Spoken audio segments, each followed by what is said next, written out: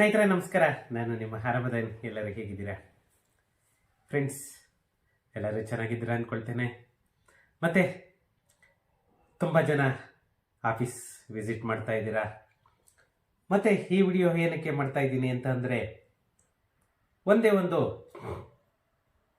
ವಿಷಯ ಹೇಳಬೇಕು ಅನ್ನಿಸ್ತು. ಯಾಕಂತಂದರೆ ತುಂಬ ಕಡೆಗೆ ಇನ್ನೂ ಸುಮಾರು ಪಂಚಾಯಿತಿಗಳಲ್ಲಿ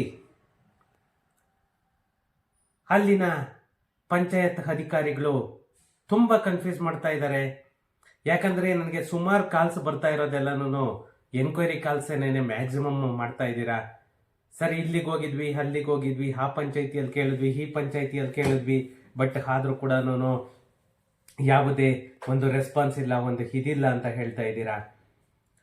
ಪಂಚಾಯಿತಿಗಳಲ್ಲಿ ಸುಮಾರು ಜನ PDO ಅಧಿಕಾರಿಗಳು ಇವಾಗ ಬಂದ್ಬಿಟ್ಟು ಟ್ರೈನಿಂಗ್ ಅಲ್ಲಿದ್ದಾರೆ. ಸುಮಾರು ಒಂದು 40 ಜನದವರೆಗೂ ಟ್ರೈನಿಂಗ್ ಅಲ್ಲಿದ್ದಾರೆ PDOs.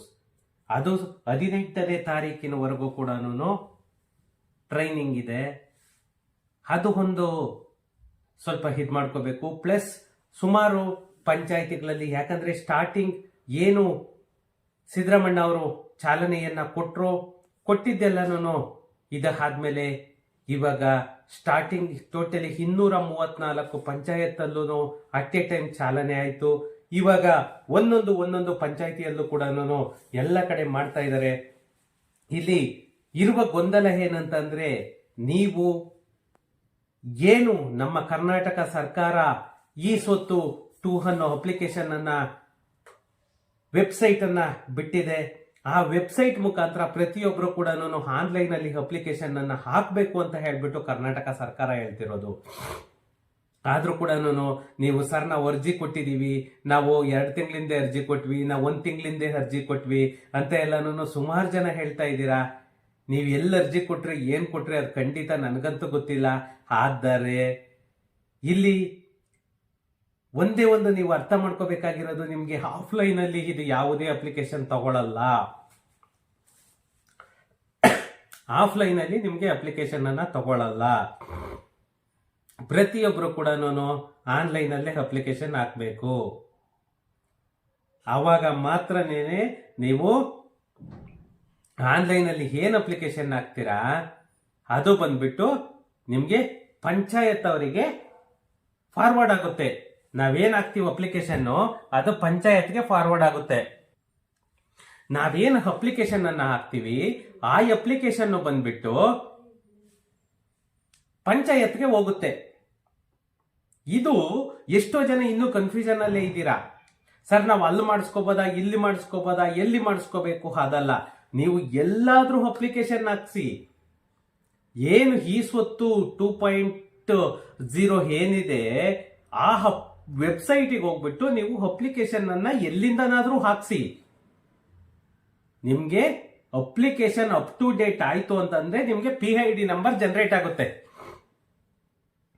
ಯಾವುದೇ ಒಬ್ಬ ಅಪ್ಲಿಕೇಶನ್ ಹಾಕಿದ್ರು ಕೂಡ ಆ ಅಪ್ಲಿಕೇಶನ್ ಫುಲ್ಫಿಲ್ ಆಗಿ ನೀವು ಸಬ್ಮಿಟ್ ಕೊಟ್ರೆ ಫೈನಲಿ ಅಕ್ನಾಲಜ್ಮೆಂಟ್ ಬಂದಿಲ್ಲ ಅಂದ್ರೂ ಕೂಡ, ಯಾಕಂತಂದ್ರೆ ಒಂದೊಂದ್ಸಾರಿ ಸರ್ವರ್ ಡೌನ್ ಇರೋದ್ರಿಂದ ಅಕ್ನಾಲಜ್ಮೆಂಟ್ ಬರ್ತಾ ಇಲ್ಲ, ಅದು ಆಟೋಮೆಟಿಕ್ ತಗೊಳ್ತಾ ಇದೆ, ಅಲ್ಲಿಗೆನೆ ಡೈರೆಕ್ಟ್ ಫಾರ್ವರ್ಡ್ ಆಗ್ತಾ ಇದೆ. ಅದು PID ನಂಬರ್ ಜನರೇಟ್ ಆಗ್ತಾ ಇದೆ. ನಿಮ್ಗೆ ಅಪ್ಲಿಕೇಶನ್ ನಂಬರ್ ಇರುತ್ತೆ, ಪ್ಲಸ್ PID ನಂಬರ್ ಸಿಗುತ್ತೆ. ಅದು ಒಂದು ನೀವು ಎಲ್ಲೇ ಅಪ್ಲಿಕೇಶನ್ ಹಾಕ್ಸಿದ್ರು ಕೂಡ ಆ PID ನಂಬರು, ಅಪ್ಲಿಕೇಶನ್ ನಂಬರನ್ನ ನೀವು ಬರ್ಸ್ಕೊಳ್ಳಿ ಸಾಕು. ಅಷ್ಟಿದ್ರು ಕೂಡ ಸಾಕು. ನಿಮ್ಗೆ GST ನಂಬರೇ ಇರಬೇಕು, ಇಂಬರಹನೇ ಇರಬೇಕು ಅಂತ ಏನಿಲ್ಲ. ಯಾಕಂತಂದ್ರೆ ಸರ್ವರ್ ಡೌನ್ ಇದ್ದಾಗ ನಾವು ಒಂದೊಂದ್ಸಾರಿ ಸಬ್ಮಿಟ್ ಕೊಟ್ಟ ತಕ್ಷಣನೇ ಅದು ಕ್ಯಾರಿ ಫಾರ್ವರ್ಡ್ ಆಗ್ಬಿಟ್ಟಿರುತ್ತೆ ಅಲ್ಲಿಗೆ, ಸಬ್ಮಿಷನ್ ಆಫ್ ಅಪ್ಲಿಕೇಶನ್ಗೆ. ಅದು ಅಪ್ಲಿಕೇಶನ್ ಒಂದು ಸಾರಿ ಅಲ್ಲಿಗೆ ಹೋಯ್ತು ಅಂತ ಅಂದ್ರೆ, this application somebody sent to final ಖಾತಾ ಅಂತ ಹೇಳ್ಬಿಟ್ಟು ನಿಮ್ಗೆ ಆಟೋಮೆಟಿಕ್ ಅಲ್ಲಿ ಬಂದ್ಬಿಡುತ್ತೆ. ಸೇಮ್ ನಿಮ್ಗೆ ಅಪ್ಲಿಕೇಶನ್ ಏನ್ ಹೋಗುತ್ತೆ ಪಂಚಾಯತಿಗೆ, ಅಲ್ಲಿ ಅಪ್ಲಿಕೇಶನ್ ಹೋದ ಮೇಲೆ ಅಲ್ಲಿ ನಿಮ್ದು ಪ್ರಾಸೆಸ್ ಅನ್ನೋದು ಸ್ಟಾರ್ಟ್ ಆಗುತ್ತೆ. ಅಲ್ಲಿವರೆಗೂ ನಿಮ್ಗೆ ಯಾವುದೇ ಪ್ರಾಸೆಸ್ ಅನ್ನೋದು ಸ್ಟಾರ್ಟ್ ಆಗಿರಲ್ಲ.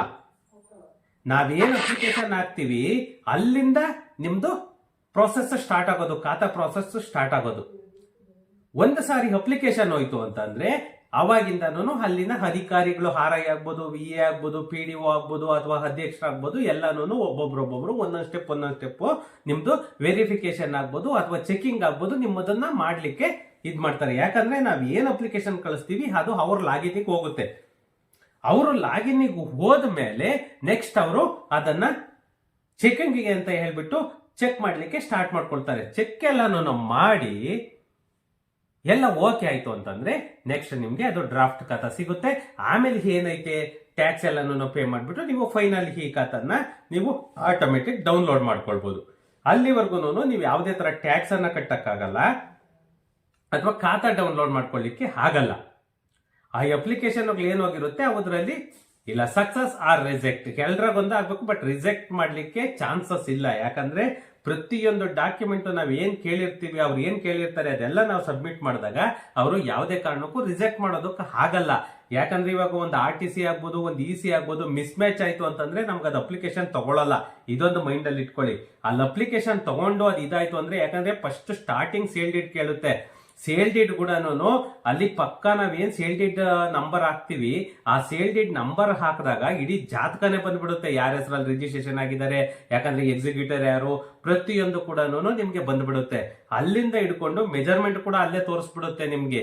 ಇನ್ನು ಆಧಾರ್ ಕಾರ್ಡ್ ಏನ್ ಡೀಟೇಲ್ಸ್ ಇರುತ್ತೆ ಅದೇನೇನೆ ಅಡ್ರೆಸ್ ಆಗ್ಬೋದು, ಫೋಟೋ ಆಗ್ಬೋದು ಬರುತ್ತೆ. ಇನ್ನು ಪ್ರಾಪರ್ಟಿ ಫೋಟೋಗೆ ನಾವು GPRS ಕೊಡ್ತೀವಿ. ಆ GPRS ಏನ್ ಕೊಡ್ತೀವಿ, ಆ GPRS ಕೊಟ್ಟ ತಕ್ಷಣನೇನೆ, ಆ ಫೋಟೋ ಕೊಟ್ಟ ತಕ್ಷಣನೇನೆ ನಿಮ್ಗೆ ಖಾತಾದಲ್ಲಿ ಆ GPRS ಫೋಟೋ ಕೂಡ ನಿಮ್ಗೆ ಎಂಟ್ರಿ ಆಗುತ್ತೆ.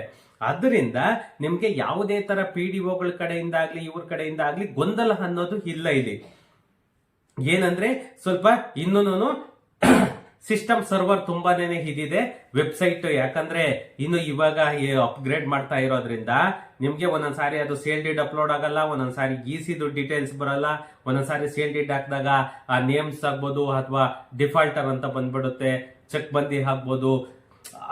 ಸುಮಾರು ಗೊಂದಲಗಳಿದೆ. ಇದು ಇನ್ನು ವೆಬ್ಸೈಟ್ ಸುಮಾರು ರೆಡಿ ಆಗ್ಬೇಕು. ಇವಾಗ ಏನದು ಸರ್ವರ್ ಅನ್ನೋದು ಒಂದು ರಿಲೀಸ್ ಮಾಡಿದ್ದಾರೆ, ಇದು ಇವಾಗ ಶಾಂಪಲ್ ತರ ಹೋಗ್ತಾ ಇದೆ, ಬಟ್ ಅಪ್ಲಿಕೇಶನ್ಸ್ ತಗೊಳ್ತಾ ಇದೆ, ಬಟ್ ಫಾಸ್ಟ್ ಇಲ್ಲ. ಇನ್ನೊಂದು ಏನಂತ ಅಂದ್ರೆ ಒಂದೊಂದ್ಸಾರಿ EC ಹಾಕಿದ್ರು ಕೂಡ ಇನ್ವ್ಯಾಲಿಡ್ ಅಂತ ಬರುತ್ತೆ, ಒಂದೊಂದ್ಸಾರಿ ಡೀಡ್ ಹಾಕಿದ್ರು ಕೂಡ ಒಂದೊಂದ್ಸಾರಿ ರಿಫ್ಲೆಕ್ಟ್ ಆಗಲ್ಲ ನೇಮು ಅದೆಲ್ಲಾನು. ಅದರಿಂದ ಯಾರು ಕೂಡ ಇಲ್ಲಿ ಇನ್ನೂ ಅನೌನ್ಸ್ ಆಗಿಲ್ಲ, ಇದಾಗಿಲ್ಲ, ಅದು ಡೌಟ್ ಇಟ್ಕೊಬೇಡಿ. ಯಾಕಂದ್ರೆ ಆಲ್ರೆಡಿ ಸಿದ್ದರಾಮಣ್ಣ ಅವ್ರು ಏನ್ ಚಾಲನೆ ಮಾಡಿದ್ರು ಅವತ್ತಿಂದ ಕೂಡ ಇದು ಚಾಲ್ತಿಯಲ್ಲಿದೆ. ಇವಾಗ ನಾನೇನೇನೆ ಸುಮಾರು ಇಲ್ಲಿವರೆಗೂ ಕೂಡ ಮೋರ್ ದೆನ್ 50 ಅಪ್ಲಿಕೇಶನ್ಸ್ ಹಾಕಿದೀನಿ. ಪ್ರತಿಯೊಂದು ಕೂಡ ನಿಮ್ಗೆ ಇದಾಗುತ್ತೆ. ಇನ್ನೊಂದು ಇಲ್ಲಿ ಕನ್ಫ್ಯೂಷನ್ ಇಟ್ಕೋಬೇಡಿ. ರೆವೆನ್ಯೂ ಸೈಟ್ಸ್ ಯಾವುದೇ ಟ್ಯಾಕ್ಸ್ ಆಗದೆ ಇರುವಂತಹ ಪ್ರಾಪರ್ಟಿ, ಕನ್ವರ್ಷನ್ ಸೈಟ್ಸ್ ಯಾವುದೇ ಟ್ಯಾಕ್ಸ್ ಕಟ್ಟದೇ ಇರುವಂತಹ ಪ್ರಾಪರ್ಟಿಗೆನೆ ಇವಾಗ ಬಿಟ್ಟಿರೋದು. ಅನಧಿಕೃತ ಅಂತ ಏನ್ ಹೇಳ್ತಾ ಇದ್ವಿ, ರೆವೆನ್ಯೂ ಅಂತ ಏನ್ ಹೇಳ್ತಾ ಇದ್ವಿ, ಅದಕ್ಕೇನೆ ಇವಾಗ ನಿಮ್ಗೆ ಖಾತಾ ಚಾಲು ಆಗಿರೋದು. ಸರ್ ನನ್ ಟ್ಯಾಕ್ಸ್ ಇಲ್ಲ, ಸರ್ ನಂದು ಹಳೇದ್ ಖಾತಾ ಇಲ್ಲ, ಇನ್ನೊಂದು ಯಾರೋ ಪಂಚಾಯತಿಯಲ್ಲಿ ಹೇಳಿದ್ರಂತೆ, ಆ ಪಂಚಾಯತಿ ಡೀಟೇಲ್ಸ್ ನನಗೆ ಗೊತ್ತಿಲ್ಲ, 2012 ಏನಾಗಿದ್ವು ಅವಕ್ ಮಾತ್ರ ನಾವು ಮಾಡ್ತಾ ಇರೋದು ಅಂತ ಹೇಳಿದ್ರಂತೆ. ಆ ಮಹಾನುಭಾವರು PDO ಯಾರೋ ಅವರು ಪಾದನ್ನೇನೆ ಜೆರಾಕ್ಸ್ ಮಾಡಿ ಪೂಜೆ ಮಾಡಬೇಕು. ಯಾಕಂತಂದ್ರೆ ಈ ತರ ಮಿಸ್ಗೈಡ್ ಎಲ್ಲ ಮಾಡಿ ಜನಗಳಿಗೆ ಎಷ್ಟು ಕನ್ಫ್ಯೂಸ್ ಮಾಡ್ತಾರೆ ಅಂತಂದ್ರೆ ನಿಜವಾಗೂ ಅದಕ್ಕೆ ಹೇಳಲಿಕ್ಕೂ ಕೂಡ ತೀರ್ದು. ಫ್ರೆಂಡ್ಸ್ ಏನು ಇಲ್ಲ, ನಿಮ್ಗೆ ಸೇಲ್ ಡೀಡ್ ಏಪ್ರಿಲ್ 24 ಒಳಗಡೆ 2025 ಏನ್ ಏಪ್ರಿಲ್ ಒಳಗಡೆ ಸೇಲ್ ಡೀಡ್ ಆಗಿದ್ರೆ sale deed copy, EC, RTC ಮತ್ತೆ GPRS ಕ್ಯಾಮ್ರಾ ಫೋಟೋ ಮತ್ತೆ ಪಾಸ್ಪೋರ್ಟ್ ಸೈಜ್ ಫೋಟೋ ಮತ್ತೆ ಆಧಾರ್ ಕಾರ್ಡ್, ಇಷ್ಟು ಡಾಕ್ಯುಮೆಂಟ್ ಇದ್ರೆ ಸಾಕು. ಯಾವುದೇ ಟ್ಯಾಕ್ಸ್ ಪೇಡ್ ಬೇಕಿಲ್ಲ, ಯಾವುದೇ ಹಳೆ ಖಾತಾ ಬೇಕಿಲ್ಲ, ಏನು ಬೇಕಿಲ್ಲ. ನಿಮ್ಗೆ ನಾವು ಖಾತಾವನ್ನ ಮಾಡ್ಕೊಡ್ಬೋದು. ಇನ್ನೊಂದು ಮನೆಗಳಾಗಿತ್ತು ಅಂತಂದ್ರೆ ನಿಮ್ಗೆ ಆಶ್ರಯ ಯೋಜನೆ ಮನೆಗಳಾಗಿತ್ತು ಅಂತಂದ್ರೆ ಮಸ್ಟ್ ಅಂಡ್ ಶುಡ್ ಆಶ್ರಯ ಯೋಜನೆಯಿಂದ ಕೊಟ್ಟಿರುವಂತಹ ಗ್ರಾಂಟ್ ಸರ್ಟಿಫಿಕೇಟ್ ಬೇಕೇ ಬೇಕು. ನಿಮ್ಗೆ ಅದು ಪಕ್ಕ ನೈಜತೆ ಇದ್ದು ಒರಿಜಿನಲ್ ಆಗಿದ್ರೆ ನಿಮ್ಗೆ ಅದಕ್ಕೆ 11A ಸಿಗುತ್ತೆ ನಿಮ್ಗೆ. ಒಂದು ಮನೆಗಳೇನಾದ್ರೂ ಕಟ್ಟಡ ಕಮರ್ಷಿಯಲ್ ಆಗ್ಬೋದು ಅಥವಾ ರೆಸಿಡೆನ್ಸಿಯಲ್ ಆಗ್ಬೋದು ಕಟ್ಟಡ ಇತ್ತು ಅಂತಂದ್ರೆ KEB ಬಿಲ್ಲು ಮಸ್ಟ್. ಆ KEB ಬಿಲ್ ಅಲ್ಲೂ ಕೂಡ ಸ್ವಲ್ಪ ಪ್ರಾಬ್ಲಮ್ ಇದೆ. ಕಸ್ಟಮರ್ ID 7 ಡಿಜಿಟ್ ತಗೊಳ್ತಾ ಇಲ್ಲ, ಒಂದೊಂದು ತಗೊಳ್ತಾ ಇದೆ. ಇನ್ನ ಮಸ್ಟ್ ಅಂಡ್ ಶುಡ್ ಅದು 10 ಡಿಜಿಟ್ ಅಂತಂದು ಏನ್ ಮಾಡಿದಾನೆ ಅದು ಸ್ವಲ್ಪ ಕೂಡ ಚೇಂಜಸ್ ಆಗ್ಬೇಕು ವೆಬ್ಸೈಟ್ ಅಲ್ಲಿ. ಯಾಕಂದ್ರೆ ನಾನು ಕೂಡ ರಿಕ್ವೆಸ್ಟ್ ಮಾಡಿದೀನಿ ಅದು.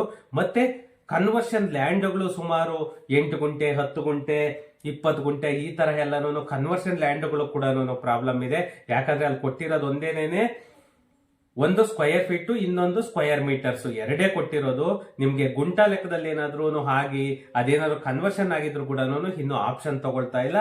ಅದೊಂದು ಗೊಂದಲ ಇದೆ, ಅದು ಕೂಡ ನಿವಾರಣೆ ಆಗ್ಬೇಕು. ಯಾಕಂದ್ರೆ ಇದೆಲ್ಲ ಸಮಸ್ಯೆಗಳು ಕೂಡ ನಾನು ರಿಕ್ವೆಸ್ಟ್ ಅನ್ನ ಮಾಡಿದ್ದೀನಿ. ನೋಡೋಣ ಎಷ್ಟು ಬೇಗ ಚೇಂಜಸ್ ಆಗುತ್ತೆ ವೆಬ್ಸೈಟ್ ಅಲ್ಲಿ. ನಿಮ್ಗೆ ಸೈಟು ಮನೆ ಅಂತದ್ದು ಯಾವುದೇ ಇದ್ರೂ ಕೂಡ ನಮ್ಮ ಹತ್ರ ತಗೊಂಡ್ ಬನ್ನಿ. ನಾವು ಖಾತಾ ಡಾಕ್ಯುಮೆಂಟ್ಸ್ ಏನ್ ಅಪ್ಲಿಕೇಶನ್ ಹಾಕ್ಬೇಕು ಅಪ್ಲಿಕೇಶನ್ ಅನ್ನ ಅಪ್ಲೋಡ್ ಮಾಡಿ ಕೊಡ್ತೇವೆ. ಮತ್ತೆ ಅಪ್ ಟು ಖಾತಾ ಬರೋವರೆಗೂ ಕೂಡ ನಮ್ಮ ಆಫೀಸಿಂದಲೇ ನಾವು ಫಾಲೋ ಅಪ್ ಮಾಡ್ತೀವಿ. ಅಥವಾ ನಿಮ್ಗೆ ಬೇಡ ಅಂತ ಅಂದ್ರೆ ನಾವು ಅಪ್ಲಿಕೇಶನ್ ಹಾಕಿ ಕೂಡ ಕೊಡ್ತೀವಿ. ಇದೆಲ್ಲವೂ ಕೂಡ ಚಾರ್ಜಸ್ ಆಗುತ್ತೆ. ಯಾಕಂತಂದ್ರೆ ಫ್ರೀ ಸರ್ವಿಸ್ ಇಲ್ಲ, ಇದು ಪೇಯ್ಡ್ ಸರ್ವಿಸ್ ಇರೋದು. ನಾಮಿನಲ್ ಚಾರ್ಜಸ್ ಅಂತೂ ಕೊಡ್ಲೇಬೇಕಾಗುತ್ತೆ. ಅಪ್ ಟು ಖಾತಾ ಬರೋವರೆಗೂ ಕೂಡ ನಮ್ಮ ಆಫೀಸಿಂದಲೇ ಫಾಲೋ ಅಪ್ ಅಲ್ಲಿ ಇರ್ತಾರೆ.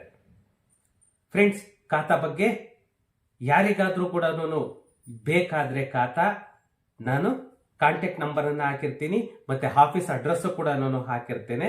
ನೀವು ನಮ್ಮ ಆಫೀಸಿಗೆ ವಿಸಿಟ್ ಮಾಡಬಹುದು. ಇನ್ನ ಒಂದು ಏನಂತ ಅಂದ್ರೆ, ನಿಮ್ಗೆ ಒಂದು ಆಫರ್ ಅಂದ್ರೆ ಸಂಡೇ ಕೂಡ ನಾವು ಓಪನ್ ಮಾಡ್ತಾ ಇದ್ದೇವೆ. ಇಷ್ಟು ದಿನ ಸಂಡೇ ನಮ್ಮ ಆಫೀಸ್ ಓಪನ್ ಇರ್ತಾ ಇರಲಿಲ್ಲ. ನಾಳೆಯಿಂದ ಸಂಡೇ ಕೂಡ ಓಪನ್ ಇರುತ್ತೆ. ಯಾಕಂತ ಅಂದ್ರೆ ಇದು ಏನಕ್ಕೆ ಸಂಡೇ ಓಪನ್ ಮಾಡ್ತಾ ಇದೀವಿ ಅಂತಂದ್ರೆ, ಒಂದೇ ಒಂದು ಮೂಲ ಉದ್ದೇಶ, ನಿಮ್ಗೆ ಯಾವುದೇ ಇಸಿ ಆಗಿದ್ರು ಕೂಡ 7 days ಒಳಗಡೆ ಇರಬೇಕು ಅಂತ ಮ್ಯಾಂಡೇಟರಿ ಆಗಿದೆ. ಅದರಿಂದ ನೀವು ಅಪ್ಲಿಕೇಶನ್ಸ್ ಪಾಪ ಎಲ್ಲಾರು 2-3 ದಿನ ವೆಯ್ಟ್ ಮಾಡಿ ಇಸಿ ತೆಗೆದಿರ್ತೀರಾ. ಅದು ಇಸಿ ಡೇಟ್ ಆಗೋಯ್ತು ಅಂತಂದ್ರೆ ತಿರ್ಗಾ ಮತ್ತೆ 2-3 ದಿನ ವೆಯ್ಟ್ ಮಾಡಿ ಇಸಿ ತಗೋಬೇಕಾಗುತ್ತೆ. ಅದರಿಂದ ಅದ್ಯಾವ್ದು ಪ್ರಾಬ್ಲಮ್ ಆಗ್ಬಾರ್ದು ಅಂತ ಹೇಳ್ಬಿಟ್ಟು ಸಂಡೇ ಕೂಡ ನಮ್ಮ ಆಫೀಸ್ ಓಪನ್ ಇರುತ್ತೆ. ಯಾರಿಗೆಲ್ಲನೂ ಈ ಖಾತಾಗೆ ಅಪ್ಲಿಕೇಶನ್ ಹಾಕ್ಬೇಕು ಅವರೆಲ್ಲ ಕೂಡ ನಾನು ಕೊಟ್ಟಿರೋ ವಿಳಾಸ ಆಗ್ಬೋದು, ಅಥವಾ ನಾನು ಕೊಟ್ಟಿರೋ ನಂಬರಿಗೆ ಕಾಲ್ ಮಾಡಿಕೊಂಡು ಈ ವಿಳಾಸಕ್ಕೆ ಬಂದ್ರೆ ನೀವು ಅಪ್ಲಿಕೇಶನ್ ಅನ್ನ ಹಾಕ್ಬೋದು. ಸಂಡೇ ಓಪನ್ ಸುಮಾರು 10 ಗಂಟೆಯಿಂದ 6 ಗಂಟೆವರೆಗೂ ನಮ್ಮ ಆಫೀಸು ಸಂಡೇನು ಓಪನ್ ಇರುತ್ತೆ. ಓಕೆ ಫ್ರೆಂಡ್ಸ್, ಸಿಗೋಣ ನೆಕ್ಸ್ಟ್ ವಿಡಿಯೋದಲ್ಲಿ. Thank you.